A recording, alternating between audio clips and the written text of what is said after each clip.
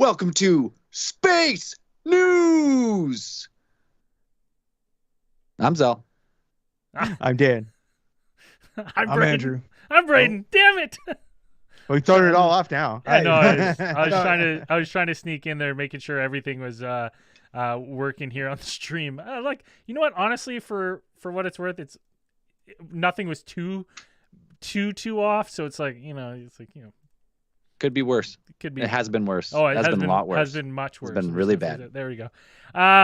Woo! This week on Space News, we've got motherships, Baghdad bogies, and Beaver secretions. And we'll fire up the randomtron, see what it brings us this week. This week on Space News, big week for UFO yet again. I mean, a lot of people are saying that we're getting more and more soft disclosure, but it kind of kicked off earlier this week with Jeremy. What's his full name? Kenyon it's Jeremy Kenyon Lockheed. I don't know, actually. What is it? Hold on. I know I have it written down here somewhere because I was like, that's his full name. Jeremy Kenyon Lockyer Corbell. Is that a hyphenated last name? No, that's his. He has four names. Just four like names. Me. Yeah, four names. Okay. I think he prefers it to pronounce Skull Bowl, from what I understand. Him and our old buddy George Knapp teamed up. I don't know if it's a regular. They've been teamed up forever now. Yeah, like they're fucking Butch and Sundance. Like at this point, tag team champions of the world. Yeah, they came out and they were releasing information about yet another bona fide UAP cited by the military American government in over a conflict zone in Baghdad. Right? Well, I think a current conflict zone. Well, I was in. Who's there right now? I don't know. That's who I was kind of wondering too. I was like, I think there's just there's always conflict above the skies of Baghdad. Yeah. Sure. But this is from May 14th, 2022. And it was picked up by a Reaper drone caught this. Let's see if I can pull it up here without blowing up my computer. Blow it up. There you go. You can see it right here. So you can see it shooting across the screen, the little line there, come back up to the left side. Yeah, caught this bona fide UAP. They don't know. They say it was being intelligently driven. It's like an intelligent craft. And they have no idea. I guess I have to bring it up for everyone else. They have no idea why, or where it is or what it is. It's like on an IR camera. That must be. Yeah, I guess so. Yeah, that's what it's. Isn't white mean warm? Yeah, in Corbell's explanation, like the little bit that I watched, he says that, it is an IR camera. The background in this case, yes, it is, white being hot. So the background is actually hotter than that thing. That thing is, fully dark there. So it's pretty cool as it's traveling. So it's not a missile then, I'd imagine, right? It could be a missile because if it's traveling that fast, like it wouldn't be. Well, wouldn't be hot. How does he explain it not being a missile? Well, because he said if it's an active war zone, like I'd imagine, like North America, they're not in Iraq right now, but they're still fighting ISIL there, I'd imagine, right? Well, I don't know when is this video taken from? Did they say May 14th, 2022? But one of the things they said that this single like a year ago. This single video is not an isolated incident where you'd go like, oh, a fire missile. Yes, this thing flew intelligently, and it's like they're not sure what it is. Like, so how does he define intelligently? In a straight line's intelligent? I can go in a fucking straight line. I'm not that smart. It's the best part about their little video podcast they do, Corbell and George Knapp, is George Knapp's like, I don't know, what is it, a torpedo? And then Corbell looks at him and goes, well, no, because it's not in the water. They're like, that's right. Hey, fair enough. That's my guy, man. Yeah. I mean, we saw that guy's note. We saw Knapp's notes at he's serious. Con. That he's guy is serious. Yeah, he's organized for sure. I guess wherever they get their classified documents from, wherever Knapp in his notes, he must have a quote that's saying it was seen under intelligent control in controlled flight for a period of over numerous times over the course of 24 hours. What wasn't there something? There was some sightings in Mosul not too long ago, wasn't there? You're talking about the orbs? You're talking about the Yeah, orbs the one? Mosul orb. That's right. Yeah, those happened a while ago, and some of these could possibly be. It's not like, I mean, they only have that still photo of the Mosul one. Like that's the only one that they have. Like this footage that Corbell revealed is interesting for sure. Like when you watch it going across, you can obviously see that, I mean, just taking the details from, what he's putting out there and what you can see with your eyes, like you can see it's being propelled by something, like something's coming out the back. Like you can see that it has some type of propulsion going on. And as this like missile looking thing flies across the screen, it shows like interference behind it, like it's leaving like an exhaust trail or something is like disturbing the air behind it. You kind of like see like the clouds like or something like terrestrial propulsion then basically, right? We don't know because it looks that way. Like we could explain it with our technology. I mean, if it's IR though, that missile's burning red, like it's hot, but it doesn't show white. Not if it's going fast though. Dick Dans would just say, because that's the question. It would just be cool. It would just be cooling off the outside because it's just traveling through the air. Like it's not whatever. I'm not sure how high a rocket be hot no matter what. That's fire. Why? My thing is this is one of those ones where it's been like the government has said like, yes, this is in fact a detecting of a UAP. Like if they thought, like, why would they not just be like, it's a torpedo? Yeah. Right? If that's what it is. If it's one of those air torpedoes, they don't know. Right? Well, Listen, I guess there's a lot of questions here that we don't have the answers to, but you want to know the one thing we know for sure? What's that? Iraq's got fucking Stargates. We know this. We've talked about it. We've investigated. We've investigated. We know that. We know it for a fact. So of course they got UAPs flying around Baghdad. Right? It doesn't seem like a stretch. Not at all. I don't think so.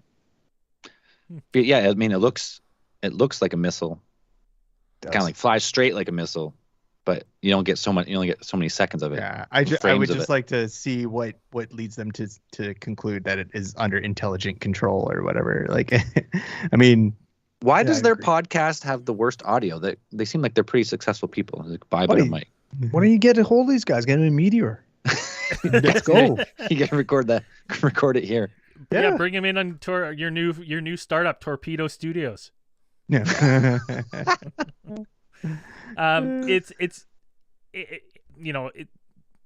Interesting stuff coming out. Like it was fired up on Twitter. People are sending us out on social media. Just quick shout out to the chat. We've got a couple people shooting us nice messages. Anfamous back again. Morty's. Divine Maniac, Sam Gibson, and LKS Cali. Thanks for tuning in. What else we got for this week in space news? What popped up that we found out some pretty neat stuff, that our solar system is perhaps a little bit more fine-tuned than we give it credit for. There's the article about the astrophysicist shows how one small change to our solar system could unravel the entire thing. Existence. Yeah. And that one small thing, adding an entire fucking planet. Just yeah. I don't. And not a small planet, like a fairly big planet. No, yeah, not like a Pluto, not like a Mercury. Like you need like a super Earth or like a mini Neptune, according somewhere to like 17 solar masses of the Earth. It's like 17 times bigger than the Earth. Just that one small change, though, will throw everything out of whack, according to Stephen Crane of the University of California, Riverside. Guy's smart. I love this article because when I saw it and I started to read it, I was like, oh, maybe this is going to be some like butterfly effect shit where they're talking about like, you know, Earth, if Earth dies, and then this will cause a solar system chain of events, or if we leave it like something crazy, and they're like, no, it's crazy. If you add another thing that has a huge gravitational pull, it pulls everything out of orbit. It's crazy, and they start colliding, and fucking all hell breaks loose. I was like, well, no shit. Guess what else? If we fucking blew up one of the planets, the same thing would happen. Like, this is not a little thing. I thought it was going to be a little step by step of like how this would get like insane. Nope, yeah, just gotta knock a whole other planet in there and knock the whole gravitational balance off kilter. Pop an entire giant planet. Yeah, from what I was reading in the articles, they didn't really say whether it is like, do you just because he ran some simulations about being like, okay, if you placed in another planet, like, hypothetically, like where the asteroid belt is, like, if there used to be a planet there or whatever, could you, would it throw everything out? You probably popped it into like universe simulator or something or whatever. And, and I'm like, okay, did you just drop it in there? Or did you you're just like, okay, I'm going to put this planet in this orbit and go, because that would just throw things out. Cause it's like our universe took billions of years to form. If you just drop in a whole entire, like a fucking Death Star. Yeah. This is like the order and the chaos. Like the perfect balance that we've achieved in our solar system is from hundreds of thousands of years of just fucking pure pandemonium of just shit smashing, ricocheting. When I was looking up this guy Stephen Crane, he's got a number of articles under his belt, and one of them was titled, I didn't read it, but like I saw the title that was interesting. It was something about like how the Death Star ended up killing all of the Ewoks, like even though it didn't blow up like the moon of Endor or whatever. But and it was essentially being like it was essentially, I think this might have been like to that point. I feel like if you had a Death Star that was just like hanging around a planet, like it would throw off the gravitation by so much. You would have to build it like in the middle of nowhere, really, or else it would fuck everything up in the solar system. I feel like maybe that was on that. I think it possibly. I didn't read the article, but maybe that has something to do with this he went into. We got a good comment here from Tyler Klein. Tyler Klein says, this might be comment of the night. It's early on, but this is a good one. I love Andrew's stream because it always looks like he's streaming from prison with all the weights, but it's like a really low security prison where he's made friends with the warden. White collar prison. It's right. True. It's true. It's good. Now we got I think we're going to get on to the other big one that hit the UFO news of, was it a congressman who said, listen, I'm not saying there's an alien mothership in our solar system, but there may be an alien mothership in our solar system, right? It's possible. So that was sent Twitter and all our followers nuts. They were sending us all sorts of articles and stuff this week. What's the deal with that? So yeah, it's actually the head of the AARO, what is it? The AARO program. The AARO. Yeah, the AARO. Insurance. That's impressive. I thought this was just a big publicity stunt for the opening of Rogan's fucking comedy club. No, it's Sean Kirkpatrick who it's the All Domain Anomaly Resolution Office, who is pretty much the people who are in charge of the entire federal UAP investigation that's going on right now, and kind of like a multi-branch or interagency kind of whatever they got put together team, the Avengers of military UAP investigators, I suppose. And so there was a paper penned by him and our best buddy Avi Loeb. Yeah, the Muamua guy, the most best well-dressed podcaster out there. I love how he has been downgraded from Harvard physicist to, that Muamua guy. Well, okay, yeah, he is still chairman of Harvard University's astronomy department. Of all his accolades, yeah, the Muamua guy, everyone knows who we're talking about.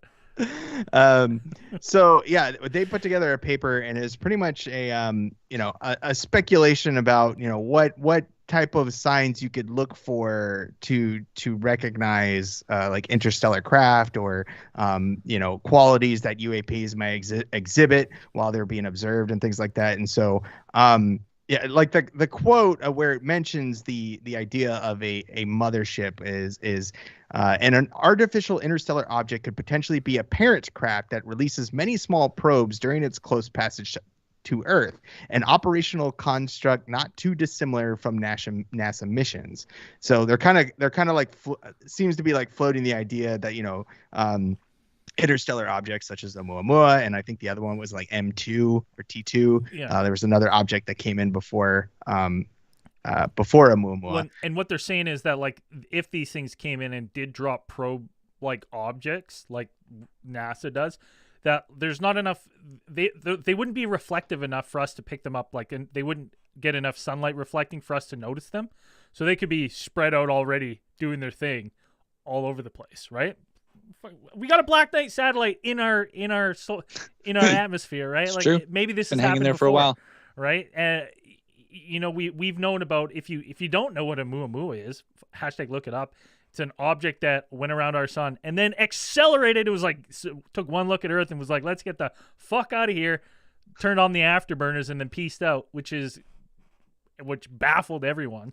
So like them saying that, like them coming out now and being like, this is like a possibility. Like we wouldn't really know because the other thing is they don't really know what they're looking for. Like in an alien civilization, like, we have our sci-fi idea of what these things might be like, right? But we have no true idea exactly what these could be, right? Maybe the moon's already their base, right? dark side, far side. Yeah, I think people often take for granted about like how fucking huge space is. Like you could hide a lot of stuff just in between here and maybe the moon, probably. Like it wouldn't be that. I would assume that maybe NASA or some astronomers or observatories like keep track of some of these when they do their surveys and stuff. They take track of some of these, like a Lagrange point. Like if you parked like a probe at the Lagrange point, like of Earth's Earth's little like orbit that would remain stationary. I wonder if anybody's like keeping an eye on that. Like if anybody's like parking there and being like, hey, something's going on here. That's interesting because I guess mathematically these Lagrange points would be known by like an intelligent species coming. They'd be like, oh, we could park out here and float. If you could get here, you would definitely know about right. those. So then if we know the all points, right, if you're eyeballing let's pretend that we know that Lagrange isn't just a ZZ Top song. What the fuck does that mean? Like, what is Lagrange? Lagrange point is like the distance from Earth. We're not getting pulled in anymore. You're like perfectly balanced where you're so far out but close enough where you're just kind of held stationary in that point in space, drifting along, right? Like you're not losing orbit. You can stay perfect. That's where we park the one telescope, the new one, the James Webb. I literally remember us talking about it on our Gundam episode of Japan Junta Anime, explaining that's where we would park space colonies. But yeah, it's like, but for something like this, like I guess, like if you've already accepted the idea that there is intelligent life out there, being like, yes, there are small objects in our solar system that probably couldn't be spotted. Yeah, like could you find the Tesla that we launched out into space? Could you find it right now with a telescope? Probably not. No. So if anything is like anything smaller than, say like a 3-story building or something like that, you probably wouldn't be able to find it. Like it'd be really hard to find. It's a lot of space out there. Yeah, as they say. Yeah, so this thing is kind of this headline to me is like, okay, yes, a UFO mothership could be in our solar system. It's possible. Of course, it's possible. And there's a lot of space out there. And like this came on February 16th. You had Democrats and Republican senators, a team of them, basically calling for full funding of Arrow, right? Like they want to see more funding go to this program and stuff.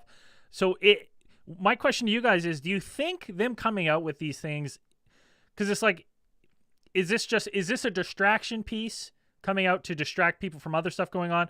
Or do you think this is, again, more soft disclosure? Because I think we're getting to the point where if an alien mothership was in the solar system, I don't think too many people would bat an eye. I truly don't. What do you guys think?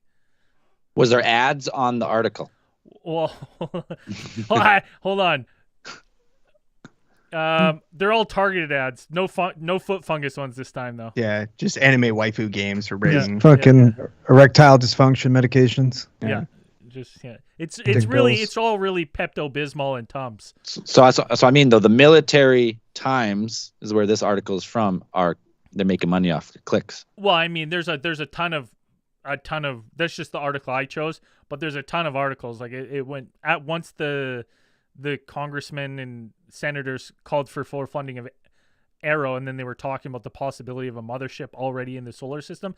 It kind of went viral, right? So it's like it's hard to really encapsulate, the ad revenue from that. But I could, I think there's a third. Goes viral.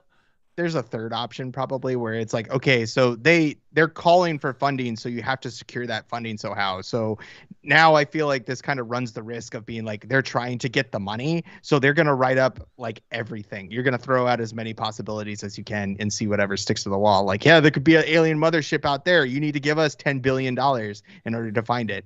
There's a chance it's out there. So yeah, but I think like most of the government penny pinchers will be like, well, okay, do you guys have some definite proof or something we could go on to justify us giving you all this money? and to be honest, I think we should be moving away from like us trying to spot these things and getting artificial intelligence to scan the skies, right? Like, and not just for motherships in our solar system, but for interstellar objects that we're not catching, right? There's so many like near misses that they're just like, whoa, where'd that one come from? Whoops. Just missed it, right? So it's that's where I would kind of like to see this go. But it's definitely interesting.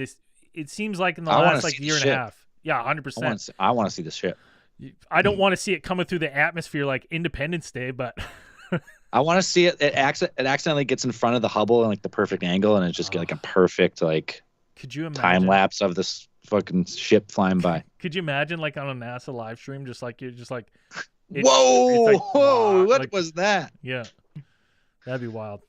Yeah, like on the spacewalk, someone's on the spacewalk, they're harnessed off, and behind them there was just a fucking giant alien craft just hovering. Yeah. And it's undeniable what it is. It's like, well, like the Transformers trailer that they had that one time. It's like just coming over the moon. You're just like, guys on the moon, like, oh fuck, shit. I think it's Beagley on chat said hot local motherships in your area. Nice. That's good. Yeah, I like that. Sign me up for that dating site. What else we got going on this week? Let's see. I feel like I see this article pop up like every now. I've seen this one pop up in the last couple of years about ancient zombie viruses revived after only 50,000 years. It's like the whole. I in my head the Rita Repulsa from the Power Rangers intro comes away after 10,000 years. I'm free. Or 50,000 years. 50,000. It is. Like I love seeing these articles because I'm always like. It's kind of like a two-pronger where I'm like, we shouldn't be fucking with these things. But at the same time, it's like, we kind of need to be ready because like if there is some sort of virus that's been in the permafrost for 50,000 years that's going to be released, that we have our bodies, plant life, fauna, animals have absolutely zero antibodies for, right? It just runs rampant. Like you kind of, it's one of those things where you're like, you kind of want to be ahead of the curve. But as we saw with the, in the last 3 years, I don't know if we can be trusted, right? I don't know if we can be trusted to do these things. It is. Let's keep the viruses in check here.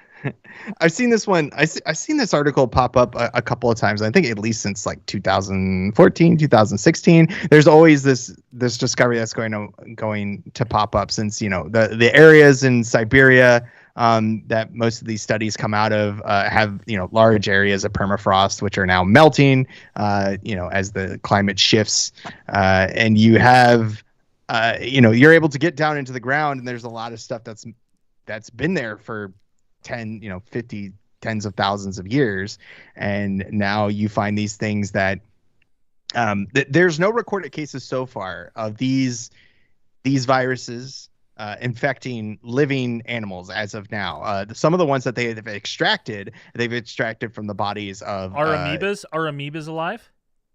Because they'd be fucking up amoebas. Right. Well, those are like, but those are the lab amoebas, kind of like, it's just like the single celled organisms and things like this. Fucking them but up. they have extracted. Listen, we're giving them, once they get a taste for single cells, you don't think they're gonna want more cells? What I'm saying is they extracted these viruses from dead animals that went extinct. So I think that one of them was actually extracted from a body of a woolly mammoth. I think another one might have been like a cave bear or some such. Fucking giant bear. But these ones. And now if the viruses weren't bad enough, like there is also the possibility that you do have ancient bacteria as well. And there is a flesh eating. There is a fucking old ancient athlete's foot. Well, there's something like anthrax, for example. So you have like that's worse. Apparently there was a case a while ago in 2016 where like some humans and reindeer in Siberia actually faced an outbreak of anthrax, and they're thinking that like, how did it get out there? They're thinking this might have been that might have been a possible, vector in that case. I don't think it ever came to I think it's still kind of a mystery about how that happened, but some of the scientists like that might have been the first, a dormant virus comes back. It's either that or it's the Grinch, man, going after those reindeer, trying to kill Christmas. Yeah. Oh, bitch. Yeah, it's sounds like a bad idea. Well, I think it's one of those things we're gonna see pop up every couple months because of these areas that are normally covered in ice and stuff melting at a faster rate. We're looking for new resources to mine from these newly thawed regions. So I think we're going to be running into this kind of stuff more and more and seeing it. Do they always need to say zombie virus? I'm like, do they say zombies virus because it was frozen? Like, listen, some good stuff was frozen and came back to life. They're coming from dead animals. I think, man, right? good. Yeah. Right? Isn't that why they're coming from dead animals? That's why it's zombie virus? Yeah, but maybe. Yeah, okay. Here's the problem. This makes perfect sense. Like it's an ancient curse. We're going to be fucking all this permafrost is melting. They're going to think of all these we got all these opportunities to frack or some shit. They're going to drill into it. They're going to release some crazy fucking Tutankhamun curse of zombie plague, and we're fucked. Could you imagine if that was like if you looked back on the like the record of Earth, and we have all these like Earth-ending events. Could you imagine if one of them was during a global warming period where a virus basically wiped out all living things on Earth? And we just this was like millions of years ago. We have no idea. But this is just something that could happen, and we just have no idea. Like I think that's the extreme case. What if it's a fungus? What if it's what's fungus? Cortisol, right? Cortisol's. Yep. That's what you said. Fungus, athlete's foot, man. Yeah, takes over, keeps you alive, takes over your brain. Yeah, and then you turn fucking back into the. What you saying? Cortisols? What are you guys saying? Cortisols. Do you mean cordyceps? Cordyceps. Yeah. What's cortisol? Whatever they are. Cortisol. Cordyceps. Hey, we're not scientists. Cordyceps are the fungus that bug cordyceps. That's what I meant. The brain fungus. Yeah. Okay. What did I say? Cortisol. That's the shot. They say cortisol. Yeah, that's the shot. No, that's cortisone. That's cortisone. What's cortisol? Cortisol, like that's a new virus. It's a new virus. Yeah, undiscovered the cortisol. You don't know nothing. I was like, cortisol? What are you talking about? You've never heard of it. It's buried in ice, Dan. That's right. You haven't read about it. Everyone listening to this, though, they knew what we were talking about. Yeah, exactly. Stress hormones will kill you. You're right. This is true. Yeah. It's real. Cortisol kills. Also makes you fat. Now, this last article, I always like to throw one wild article on Space News that I read. I'm just like, what the fuck is this nonsense? And this one is... they're basically saying that, listen, stop saying that artificial vanilla is made from beavers' ass secretions because it's not anymore. I thought it was raspberry. It's a raspberry. Raspberry and vanilla. Raspberry was made for their fucking assholes. It's raspberry and vanilla, I believe. Like the two are interchangeable in the claims that have propagated among social. I made a mental note of that because I love fucking raspberry. Well, when I was like reading this article, I was like looking and I was like how they had like a number. They're like, hey, listen, there's a safe amount of fucking beaver anal secretion that you can eat. And it's like 0.003, and it's totally fine. That's totally FDA approved. Who thought that? I want to know who thought to taste it to be like, oh yeah, that will for sure work. Well, I don't know. Anybody who's got cats knows that anal secretions, they're not fucking great. I don't want anything to do with them. Well, and it's not. It's hold on. I'm thinking about the word because like there's a part in the article where it's like, don't worry, it's not actually anal secretion. It comes from its castral sac, from its gooch, and I'm like right beside the anus. I'm like, oh, perfect. So even I can lick it. Then is what you're saying. I mean, I do think it is a little bit better. Right? Who's the guy that's eating beaver ass that's like, oh, you know what? Tastes like raspberries. Actually. Like. Well, apparently the scent is the same. It smells very vanilla-y. And they use it for perfume and shit. Right, because they say it's a good base because it is like it's a very rich aroma of like wood smell and vanilla and fruity smell. Well, because beavers only eat grass, like they eat like wood and leaves. That's it. So it doesn't stink like cats who eat fucking cat food shit all day. And you got to remember, like if from social studies, Hudson's Bay Company was they had a hit out on all beavers basically. So I imagine there's a lot of people with like various beaver pelts, and then you'd be skinning it and stuff, and you'd be like lick your finger, and you'd be like, oh, tastes like vanilla. Like, what is that? Right. I mean, not to mention too, you're wearing that fucking shit on your head. It's pretty close to your nose. Yeah. Right. So it's like, I think just over a period of time, they're just like, oh yeah. They're like, you know what? This is way cheaper than getting vanilla beans or anything. I mean, at least they're using all of the animal. Right? Like that's even the secretions. Just the word secretion. I'm like, oh. I was like, which food has this in it? I mean, there is some fact to a tiny bit of fact to the claim that apparently in the 60s and 70s there were food manufacturers that experimented with using tiny amounts of that specific chemical compound, castoreum is what it's called, to enhance artificial vanilla and strawberry and raspberry flavors. But starting in the 80s, I actually went down this rabbit hole while I was reading about this article. Starting in the 80s, a lot of brands, like more so than before this time, started to make their products more kosher. And so when you do that, kosher having to adhere to the strict rules of as it is Judaism, in the Torah, right? Judaism, and how that is essentially the meat has to be, when it's butchered, has to be removed of all blood, and shellfish are off the table, and like if it's beef, it has to be cut in a certain way and prepared in a certain way. These kinds of pork has to be prepared in a certain way. A magic knife or something, or? What the fuck does this have to do with beaver secretions? So anyway, but because beavers they're not on there. Like they're not kosher. They're not kosher. There are certain animals that are declared like animal meats and stuff that are declared kosher.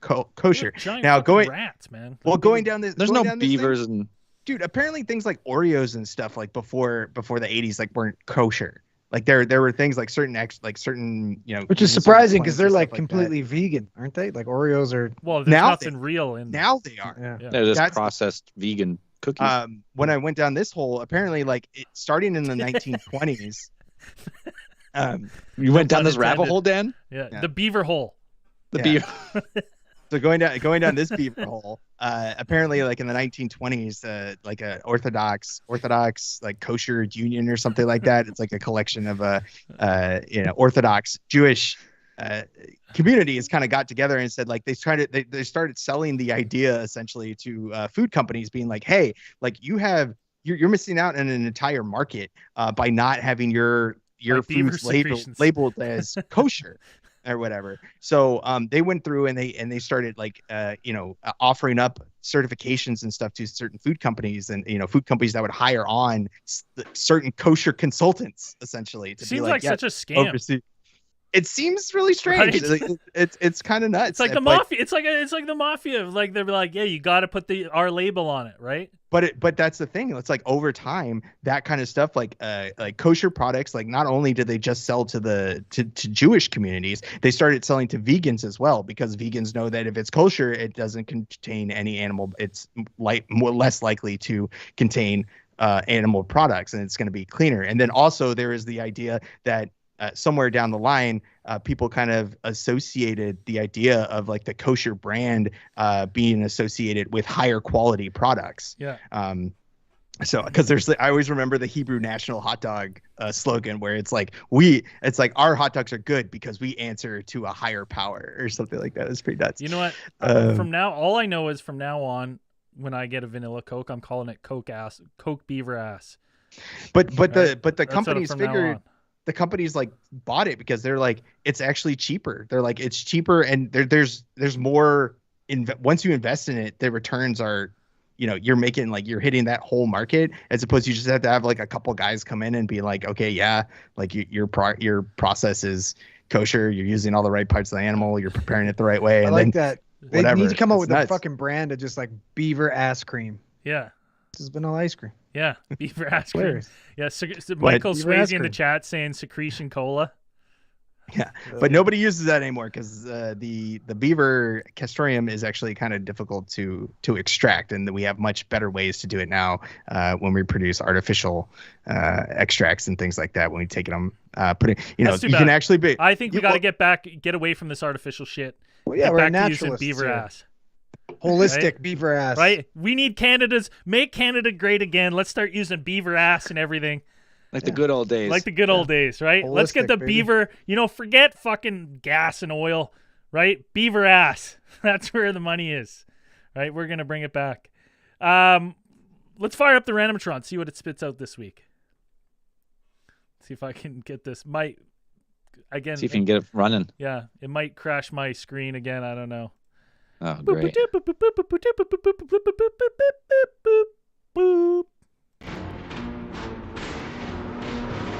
Here is the tail of the tape for this, our main event. What's this? Oh, shit, a cryptid bout. Oh, what's on the card? Oh, we got Momo. We got a height advantage to Momo at 7 feet tall. We got, but nine Loveland frogs at a staggering 3 feet tall. Momo's got the weight advantage at 400 plus pounds. Each Loveland frog weighing about 60 to 85 pounds, but there's 9. The Loveland frogs, obviously, first coming in from sighted in 1955. The older of the two cryptids, Momo, 1971. We've got Momo is a terrestrial humanoid, while the Loveland frogs are aquatic terrestrial frog creatures. With the skills, Wizards. the Loveland frogs obviously have the magic wand, and Momo has his unbridled rage. Now back to the theorists ringside so we can discuss who would be the victor in tonight's cryptid bout. Cryptid Crushathon.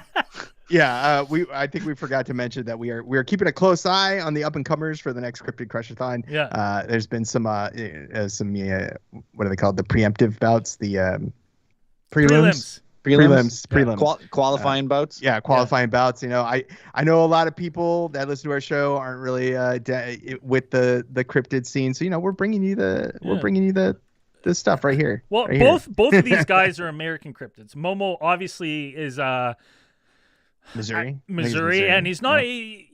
People do not say, they don't say. They say the thing that's unique about Momo, more so than Sasquatch, is that just absolutely violent, right? Like this thing. Just pure rage. I think he attacked a car. I'm pretty sure he's attacked a couple cars. In the initial sightings, I think I remember something that being a quality that he exhibited. Like he is aggressive, territorial. Like lots of people who have claimed to see Momo. It's not a fun encounter. Like he's mad, he's angry. Now the Loveland frogs have been around. They've been getting sightings up until recently. Like people playing Pokemon Go out in the woods and stuff. Seeing these little Loveland frogs. Now, just throwing their little you're Pokeballs at you're me. fucking out Why there isn't it fucking working? Yeah, they're like looking at the I'm not catching this frog. Yeah, it's not a fucking Squirtle. What the fuck? Right now, the thing is, there's 9 of them, right? Like, because obviously, if you're going one Loveland frog versus Momo, obviously Momo has weight, strength, size advantage.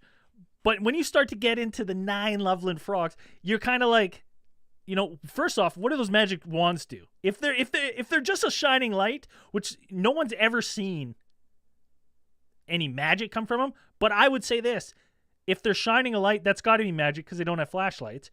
Secondly, they can use the little clubs, right? They got little clubs. I think both creatures are semi-aquatic. Like I think Momo has been associated with rivers and he's always spotted near some type of a moving body of water. Yeah, yes, but so it's the Loveland frog can go under. Like from the tails of the Loveland frog, much like a frog, there's a tadpole stage that they're only seen underwater, right? So it's like they're full at some point in their life. They're full aquatic, right? So I'm saying like it wouldn't be if the match takes place in an aquatic environment or something like that. Like the Momo won't be too out of place like on either. Like I think it'll still be as far as terrain goes. Wherever this fight goes, it's a mess. I think this just comes down to it's plain and simple. It comes to like the old equation. Like, would you rather fight, 10 mini Mike Tysons or one giant chicken? Right? Yeah. Right? Like, what would you rather face? Well, I'm just gonna say like the little frog bodies. I think Momo's gonna do some damage. But I do think the 9 Loveland frogs come out on top. There's just too many, too overwhelming, too fast. So do we magic? Have we heard word about why the CFF, the Cryptid Fighting Federation, has allowed 9 Loveland frogs versus Momo? Was there a statement put out about that? Because I might have missed that. I think Momo would grab the weight these classes. The weight classes equal up. Yeah, 9 of them equal 1 Momo. Yeah. Oh, no, it's actually it's more because they're 85 pounds each. Yeah, they're between 60 to 85 pounds, and they have a weapon, and they have claws and teeth. All I'm saying is, how many of these frogs you got? 9. Yeah, are we sure at least this is one of them prelim knows, or is this an exhibition? Because this feels like a gimmick if there's 9 of them. One of them knows Avada Kedavra. One of them. Instant death. Toast. But there's Momo grabs one of those little frogs, just grabs them as weapons themselves, and just starts whirlwinding around and just knocking them around. I do think that I will say, looking at the Loveland frogs, if I was Momo and with the size and strength of Momo, I do think that he's pulling a few apart, like right in half. Just a couple like, layers. Right? It's gonna be think about it this way. It'd be like, say, 9 200-pound humans facing one like 1,200-pound giant. There's no fucking chance. You're toast. Yeah, but see the difference is no matter how big a club you have, it's like a little toothpick trying to hit him in the ankle. Yeah, but they can jump, right? So they got the little frog legs. They can jump on the back. They do have claws and teeth. So I just think that I don't think we're seeing any kind of crazy. This isn't a one-sided fight, right? We're not seeing Momo come out unscathed. We're not seeing if they know magic, and it's all game over. But if they know magic, that's true. If they actually know some spells, we need to know the level of their magic. So what year at Hogwarts did they make it to? We need to know these things. The only amount of magic that we know of that they have, there's 2 things. The 2 accounts, most accounts say it's just a light, like they're holding it and it's a light at the end, right? So they're lighting up the dark at night. So luminous. Luminous. That's really the only spell or magic that we know they can use. Now, the Momo's eating frog legs. Well, this is interesting. It's over. There's a couple people who have taken shots with a rifle and a pistol at Loveland frogs and have said the frogs just took off like they weren't even hit, right? So whether that goes through them or like through and through their little frog bodies, or if they're little just miss, if they're even saying that they missed them, or if they hit them and they have some type of like, maybe their skin is highly durable or, impenetrable or whatever. If Momo hits you with one of those giant boulder fists, he's going to pulverize your insides. And plus he could also probably, I would still think we're going to get 1 or 2, 3, I'd say 3 or 4 tops of those Loveland frogs are going to be in pieces all over the ring. I do think, I will say this. My prediction for this fight is I'm going to give it, I'm going to go out on the limb here, and I'm going to say that the Loveland frogs take it with 2 frogs remaining, 1 critically injured. He doesn't make it long after the bout. Right? That's the end. That's the end. It's a bloodbath. Yeah, I think it's game over. If they don't know magic, these frogs are fucked. Yeah, they're toast. If they just shining lights, they're fucking toast. They better light shining a light to look for the rest of their body parts. Yeah, they better light the fucking escape route. They better light the fucking candles for the memorial. So you got you 2 got the Momo for the win? Yeah. Well, the magic seals it for me. Dan, what do you think? No contest. I was Momo. He's just gonna be All right. Well, 3-1. Momo. 3-1. Momo. Momo takes it. Destroys. Maybe Momo has to face Sasquatch in the. We might. I mean, we'll. I mean, is he shooting? World champ. Yeah. Have we had word on that? Is Momo shooting for the title, or is he? What's he doing? We'll have to see. He's fighting fucking B-list Loveland frogs here. He's gonna have to have some stiff competition before he goes against the champ. That's true. He's got to work his way up. Momo's not even that. Momo's probably B tier as well. With these guys. So, but that can change. A couple more wins, a couple more W's in the bracket. He's been gaining steam. Momo's been gaining steam in the last couple of years. Like you're more of a household name now. In the cryptid circles, you hear him every now and then. So yeah. So we'll give it to Mo. We'll plug more cryptids into the Randomatron and see what other matchups. And Keep you updated on the Cryptid Fighting Federation. Yeah, and if there's matchups that you want to see, let us know, and we'll make some phone calls. We'll make some phone calls to the Randomatron. Now heading over to our theorist page, we're gonna look at the top posts of the last 2 weeks. This first one is by the Meme King himself. This was a good one. That was really good. Counting down the arrival of baby Egbert. Obviously photoshopped a picture of me with a younger, thinner version of me. You can be the determinant of which is which. You're really caressing your own belly. Yeah, looks pretty good. It's so funny because I did those. Someone was like, "Do you guys have pictures of you guys together?" And then Jamie's like, "No." And they're like, "Do them. You have to do them because you'll regret it." And I was like, they're immediately. So we did a whole bunch, and then like I was like sitting down because I was like, tired. Fool! And then she was like, "Stand up." I was like, "No, I'm not doing another one." So I leaned in like that for one as a joke. I thought it was funny, and she posted that one, and of course it got him. Gotcha. Yeah. What else we got here? We've got AstroCat Gaming. Go check her out on Twitch. She sent, "If we get invaded by space aliens, I'm immediately defecting to the alien side. Sorry, not sorry." 100%. 100%. I mean, see ya. Right away. I'll be wearing my alien shirt out there. I'll be like, "Yeah, there's some more humans." I'll be rounding them up. They're over there. They're holed up in the supermarket. Check the floorboards and the attics. I'll show you where they keep the stairs. You pull this rope, more stairs come down. We'll smoke them out. I would 100%. That AI was going to chat like, yeah, it's immediately. Whatever side, I'm switching. I'm defecting. I had a good laugh at that. What did we had? What is this one? Oh, this is some old space news, but it was getting lots of traction on the social media.